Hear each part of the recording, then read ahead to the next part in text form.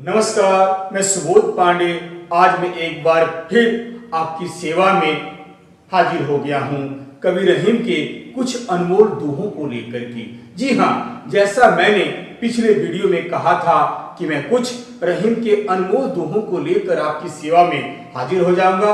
आज सचमुच में कवि रहीम के अनमोल दोहों को लेकर आपकी सेवा में उपस्थित हो गया हूं। आइए सबसे पहले कुछ रहीम के अनमोल दोहों को पढ़ने का प्रयास करता हूं, साथ ही साथ दोहे में जो कठिन शब्द आए हैं उसके अर्थ को भी जानने का प्रयास करता हूं, फिर बारी बारी करके मैं उसकी व्याख्या भी आप तक पहुंचाता हूं। जे गरीब पर हित करे ते रहीम बड़ लोग, कहां सुदामा बापुरु कृष्ण मिताई जो। जी हाँ, बहुत ही अच्छा दोहा है तथा शिक्षा प्रधान दोहा है। आइए सबसे पहले इस दोहे में जो कठिन शब्द हैं उसके अर्थ को जानने का प्रयास करता हूं। कवि रहीम का यह मानना है कि महान वही होता है जो गरीबों से सच्चा प्रेम करता है तथा उसकी हर प्रकार से भलाई करता है, मदद करता है। अर्थ, कवि रहीम हिंदी के महानीतिकार थे। इस दोहे के माध्यम से कवि रहीम यह कहना चाहते हैं कि जो लोग वास्तव में गरीबों से सच्चा प्रेम करते हैं तथा उनकी हर प्रकार से मदद करते हैं, भलाई करते हैं, वे सचमुच महान होते हैं, सचमुच वे ही बड़े होते हैं। जैसे श्री कृष्ण ने गरीब सुदामा जी से मित्रता की थी। आपको तो याद होगा, कहां द्वारका के राजा श्री कृष्ण और कहां दर दर की ठोकरें खाने वाला गरीब ब्राह्मण सुदामा। फिर भी श्री कृष्ण ने सुदामा से सच्चा प्रेम किया तथा श्री कृष्ण ने सच्ची मित्रता निभाई एवं हर प्रकार से उनकी भलाई की, उनके दुख दर्द को दूर किया। अन्यथा दर दर की ठोकरें खाने वाला गरीब ब्राह्मण बेचारा सुदामा श्री कृष्ण जी की मित्रता की कहा योग्य था। सचमुच दोनों के बीच मित्रता तो हो ही नहीं सकती थी, फिर भी श्री कृष्ण ने सुदामा को अपना सच्चा दोस्त माना, अपना मित्र माना और उनके दुख दर्द को दूर किया। सचमुच श्री कृष्ण महान बन गए। आज उन दोनों की मित्रता के किस्से घर घर में बड़ी महानता से सुनाए जाते हैं। यहाँ पर कवि रहीम जी ने बड़े लोगों की महिमा तथा सच्चे मित्र की पहचान को तथा उसके महत्व को बड़े सुंदर ढंग से बताने का प्रयास किया है। बिगड़ी बात बने नहीं, लाख करो किन कोई, रहमन फाटे दूध को मथी न माखन होय। बड़ा सुंदर दोहा है। आइए इस दोहे को समझने से पहले इस दोहे में जो कठिन शब्द हैं उसके अर्थ को समझने की कोशिश करते हैं। जी हाँ, कवि रहीम का यह मानना है कि जब कोई बात किसी कारणवश बिगड़ जाती है तो लाख कोशिश करने पर भी वह बात बनती नहीं है। इसे कवि ने दूध के फटने का उदाहरण देकर समझाने का प्रयास किया है। अर्थ, कवि रहीम एक बहुत ही अनुभवी तथा दूरदर्शी व्यक्ति थे।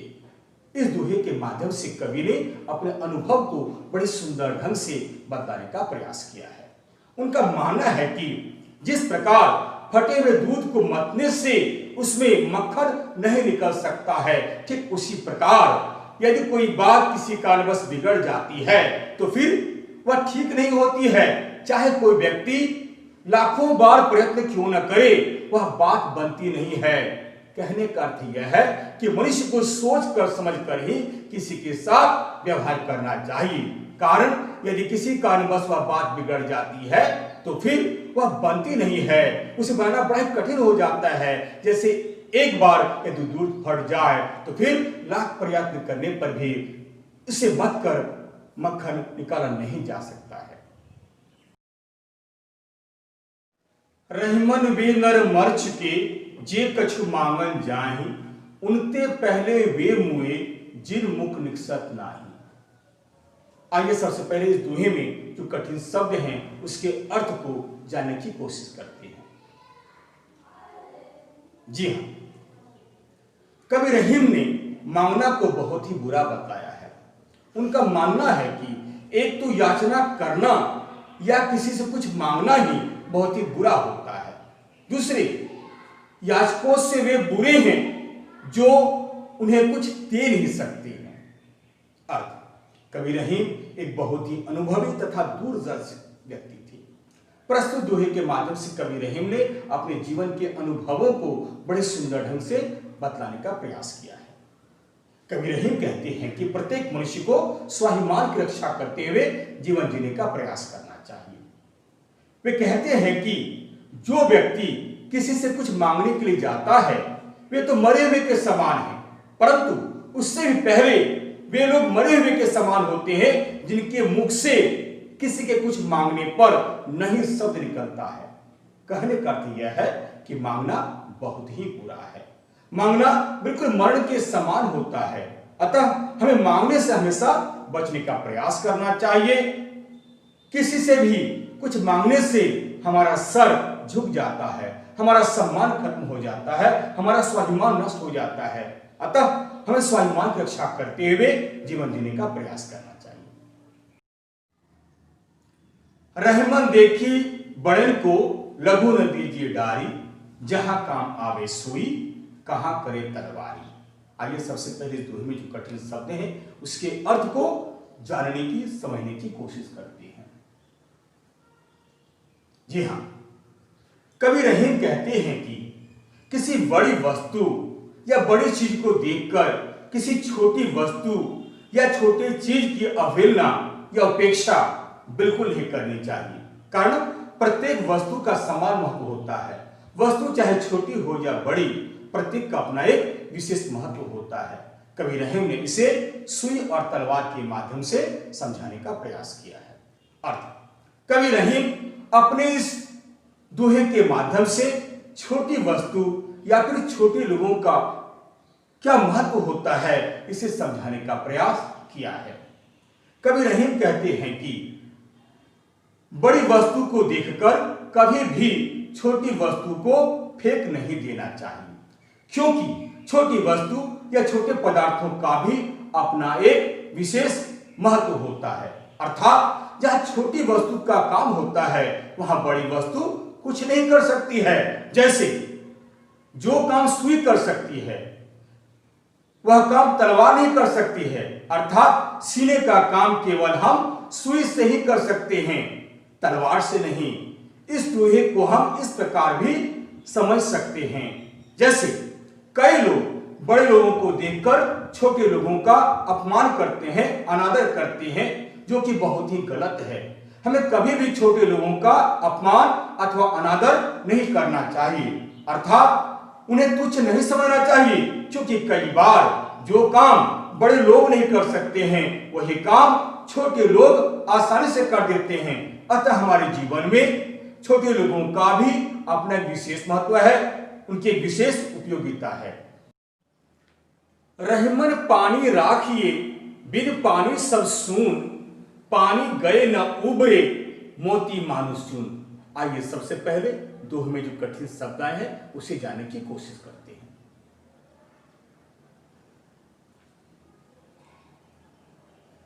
कवि रहीम ने इस दोहे के माध्यम से मनुष्य के जीवन में पानी अर्थात इज्जत, प्रतिष्ठा या सम्मान का क्या महत्व है इसे बड़े ही सुंदर ढंग से बताने का प्रयास किया है।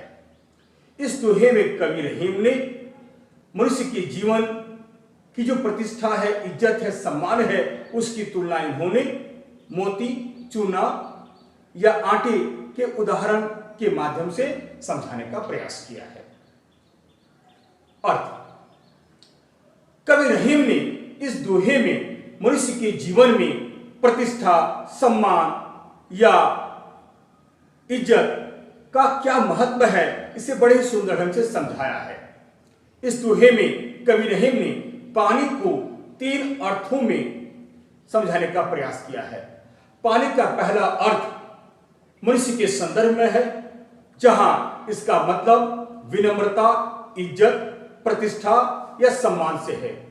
कवि रहीम कहते हैं कि एक मनुष्य के जीवन में पानी अर्थात इज्जत, प्रतिष्ठा या फिर सम्मान का विशेष महत्व होता है। बिना प्रतिष्ठा के उसके जीवन का कोई अस्तित्व नहीं है। उसका जीवन प्रतिष्ठा के बिना पूरी तरह से व्यर्थ है। अतः एक मनुष्य के जीवन में हमेशा विनम्रता या प्रतिष्ठा या फिर सम्मान का भाव अवश्य होना चाहिए। पानी के बिना उसका जीवन पूरी तरह से बेकार है, बेजान है, बेमतलब है। समाज में उसका कोई महत्व नहीं है। पानी का दूसरा अर्थ आभा, तेज या चमक से लिया जा सकता है, जिसके बिना मोती का कोई मूल्य नहीं है, मोती का कोई महत्व नहीं है। यदि मानिए मोती में चमक नहीं हो तो मोती बेकार है। पानी का तीसरा अर्थ जल से है, जिसे आटे या चूना से जोड़कर भी देखा जा सकता है। कबीर रहीम का कहना है कि जिस तरह आटे का अस्तित्व पानी के बिना नरम नहीं हो सकता है, मोती का मूल्य उसकी आभा के बिना नहीं हो सकता है, ठीक उसी प्रकार मनुष्य का जीवन प्रतिष्ठा, सम्मान, इज्जत के बिना व्यर्थ है। अतः हमें अपने जीवन में पानी अर्थात इज्जत, प्रतिष्ठा, सम्मान तथा अपने व्यवहार में हमेशा पानी यानी विनम्रता को बनाए रखना चाहिए। पानी के बिना हमारा जीवन व्यर्थ है।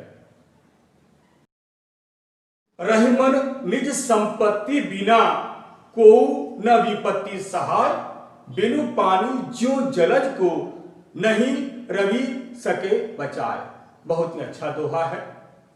आइए सबसे पहले दोहे में जो कठिन शब्द हैं उसके अर्थ को समझने की कोशिश करता हूं। जी हां, प्रस्तुत दोहे के माध्यम से कबीर रहीम ने मनुष्य के जीवन में धन दौलत का क्या महत्व है इसे बड़े ही सुंदर ढंग से बताने का प्रयास किया है। मुसीबत के समय अपनी ही संपत्ति या अपना ही धन दौलत काम आता है और कोई हमारी सहायता नहीं करता है। अब इसके अर्थ को समझने की कोशिश करते हैं। कबीर रहीम अपने जीवन के अनुभव को बताते हुए कहते हैं कि मनुष्य के जीवन में धन दौलत का अपना एक विशेष महत्व होता है।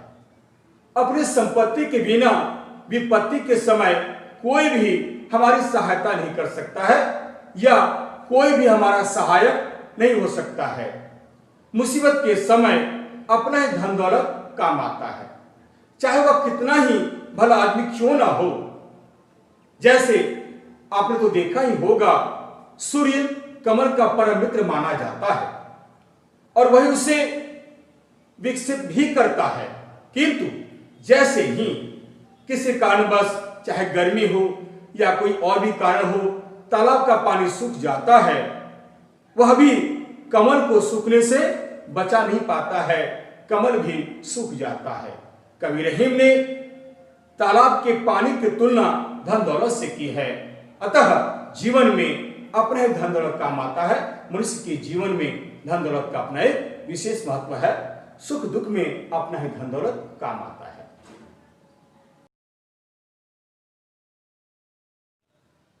तरुबर फल नहीं खात है, सरवर पियहु न पान, कही रहीम पर काज हित, संपत्ति संचय ही सुजान।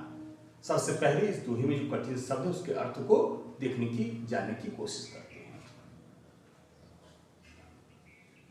जी हां, प्रस्तुत दोहे में कबीर रहीम ने परोपकार करने का संदेश दिया है और समझाया है कि जिस प्रकार वृक्ष कभी अपने फल को स्वयं नहीं खाते हैं, सरोवर अपने जल को स्वयं नहीं पीते हैं, उसी तरह सज्जन अथवा अच्छे व्यक्ति दूसरों की भलाई के लिए ही संपत्ति संचित करते हैं।